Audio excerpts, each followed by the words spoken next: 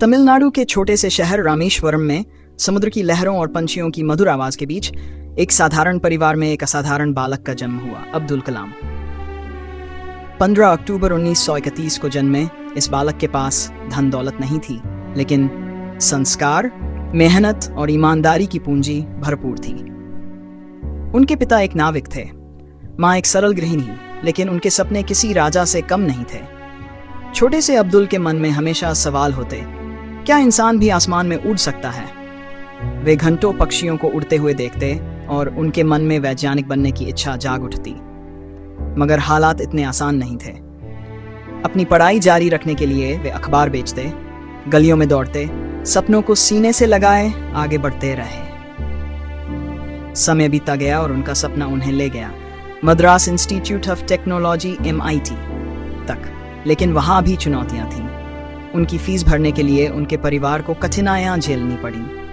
उनकी बहन ने अपने गहने गिरवी रख दिए, बस इस उम्मीद में कि उनका भाई बड़ा आदमी बनेगा। उस दिन कलाम ने खुद से वादा किया, मैं अपनी मेहनत से अपनी हर जिम्मेदारी निभाऊंगा। शिक्षा पूरी करने के बाद वे इसरो से जुड़े और भारत के पहले स्वदेशी सैटेलाइट लॉन्च व्हील SLV-3 को सफलतापूर्वक लॉन्च करने में अहम भूमिका निभाई। लेकिन उनका सफर यहीं खत्म नहीं हुआ। उन्होंने भारत की रक्षा प्रणाली को सशक्त बनाने के लिए अग्नि, पृथ्वी, आकाश, त्रिशूल और नाग मिसाइलों के विकास में महत्वपूर्ण योगदान दिया। इस अद्भुत उपलब्धि ने उन्हें बना दिया भारत का मिसाइल मैन। 1998 में पोखरण परमाणु परीक्षण, भारतीय जमीन ने गर्जना की और पूरी दुनिया भारत की ताकत को देखकर स्तब्ध रह गई। अब्दुल कलाम ने गर्व से भारत माता को नमन किया। उनका सपना पूरा हो रहा था, एक शक्तिशाली भारत, एक आत्मनिर्भर भारत। लेकिन शक्ति और उपलब्धियां कभी भी उनके विनम्र स्वभाव को नहीं बदल सकी। 2002 में वे भारत के 11वें राष्ट्रपति बने। उन्होंने सत्ता को कुर्सी तक सीमित नहीं रखा, बल्कि पूरे देश में घूम घूम कर युवाओं से मुलाकात की। उन्होंने उनके सपने सुने, उन्हें प्रेरित किया। युवा ही देश का भविष्य है, ये उनका अटूट विश्वास था। लेकिन हर सितारा एक दिन अस्त होता है।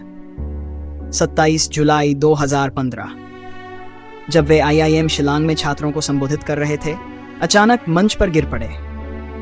कुछ ही पलों में ये महान आत्मा इस दुनिया को अलविदा कह गई। एक आदमी जिसने अपना पूरा जीवन युवाओं को प्रेरित करने में बिता दिया, अपने आखिरी क्षणों तक उन्हें ज्ञान बांटता रहा। पर क्या यह सच में अंत था? नहीं, क्योंकि महापुरुष कभी नहीं मरते। उनके विचार, उनके सपने, उनका संघर्ष आज भी हमारे दिलों में धड़कता है। हर युवा के सपनों में, हर वैज्ञानिक की प्रयोगशाला में, हर भारतीय के संकल्प में कलाम आज भी जीवित है। सपने वो नहीं होते जो हम सोते समय देखते हैं, सपने वो होते हैं जो हमें सोने नहीं देते। ये सिर्फ उनका विचार नहीं था, ये उनका जीवन था। और अब ये हमारा कर्तव्य है कि हम उनके सपने को पूरा करें, एक विकसित, आत्मनिर्भर और शक्तिशाली भारत।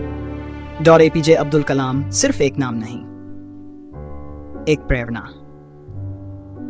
एक अमर विरासत।